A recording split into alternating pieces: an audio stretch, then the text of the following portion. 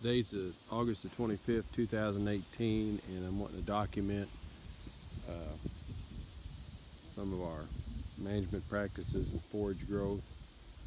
So if you want to see another video or reference to another video from the 23rd, it's on the north end of this creek bottom, and it was one that I did not sow sorghum Sudan in. With that said, I'd say the fertility in this little 3.5 acre piece is probably a little better than the fertility that's in the north end. The northern end has just a little bit of sand in it, but still both very productive pieces of ground. So the history on the field, last year it was rotabaled, allowed to regrow. It put on about 300, I think it's 327 bales on this 3.5 acres. So, you know, it's around 100 bales an acre. Those bales will weigh 50 to 60 pounds. That's with no fertility. The base grass in here is Reed's canary grass, and there's a little bit of clover here, there, and yonder, but it was originally sowed about 12 years ago to Reed's canary. And over the years, I've noticed there's been some, of course, there's some broadleaf weed creep into the field, and in the last 3 to 4 years, we've been getting quite a few cuckoos in here. Haven't done any spraying, just roll them up and feed them for forage, cows grazing. So this year we're very dry. We had a very dry winter, very dry spring. Almost all the hay reserves were fed out in early winter, and then guys had to keep feeding right on into spring, so the hay reserves were gone. So trying to come up with ideas to have plenty of forage around here. So when I saw that I was going to be short, I came into this bottom as well as the north bottom, and I square baled both of them. And it was really good quality forage, but the yield was only about half of what it typically is, and so I was around 150 bales on this 3 acre patch, and that's about half of what the rotor bales have been doing. So this field for the last 4 years has not had any forage taken off of it. It has been rotabaled and then strip grazed. Last year's stocking rate was about 55 animal units were down here, and I gave them daily allotments, and that was, like, I remember right, 7 or 8 bales of hay and the stockpiled, and that's pretty well what they cleaned up in a day. So it's been managed pretty intensively, grazing, but again, no fertility.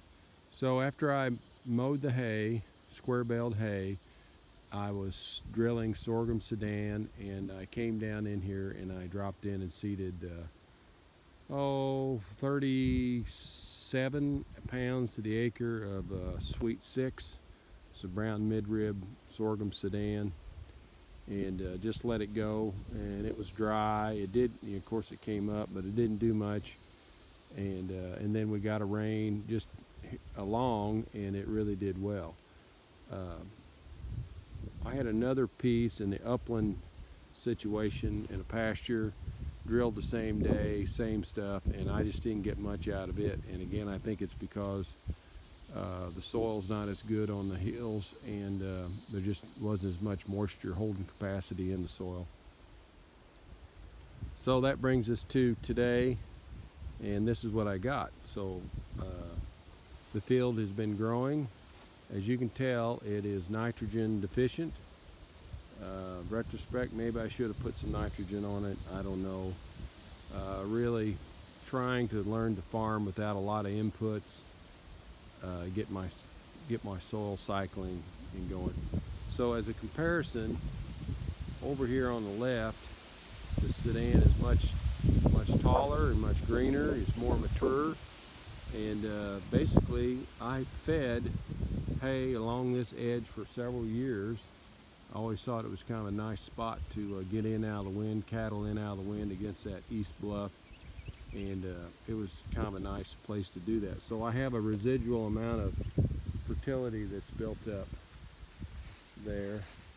So that's what I'm looking at, saying, well, that's what I could have had if I'd have probably put some nitrogen on it. So, still not convinced I should have. From a soil health perspective, from a tonnage perspective, yes, I should have put nitrogen down here. So I think the plan is going to be I'm going to bale this, and I'm going to rotobale it and leave them out here. And tentatively, I'm thinking about splitting those rotobale rows with a grain drill and putting on 30 pounds of winter wheat, 30 pounds of spring oats, 30 pounds of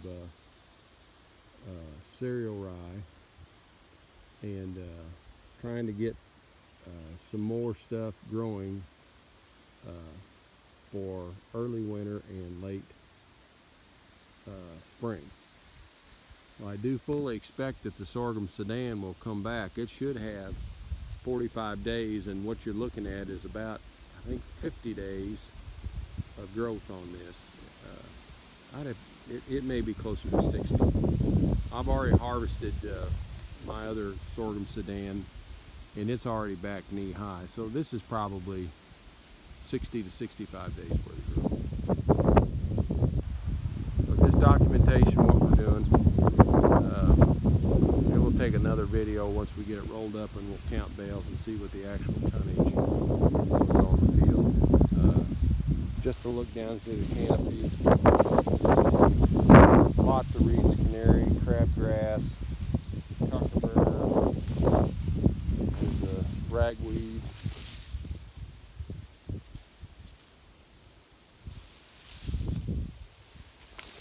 There's a little bit of clover there. That's primarily what it is. There's another weed that was volunteering in here quite a bit, and it slipped my mind what that was.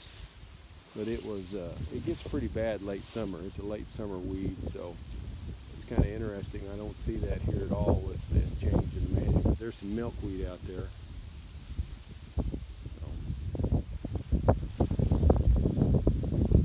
And there's a little bit of mature Timothy too. So anyway, I guess one thing to note is these bumps that are around the canopy of this field, I'm guessing are where rotobales were laying. That would be the accumulation of the grass after they've grazed, and it's probably a little bit higher soil organic matter there as that's composting, and it may be a bump from where they stood there and just ate a rotobale and manured around the rotobale itself. So again, if you'd had good even, and I had good even manure distribution, but it just goes to show, I think, that the more manure distribution you can get, the more benefit you're going to get from it down the road in the grazing system.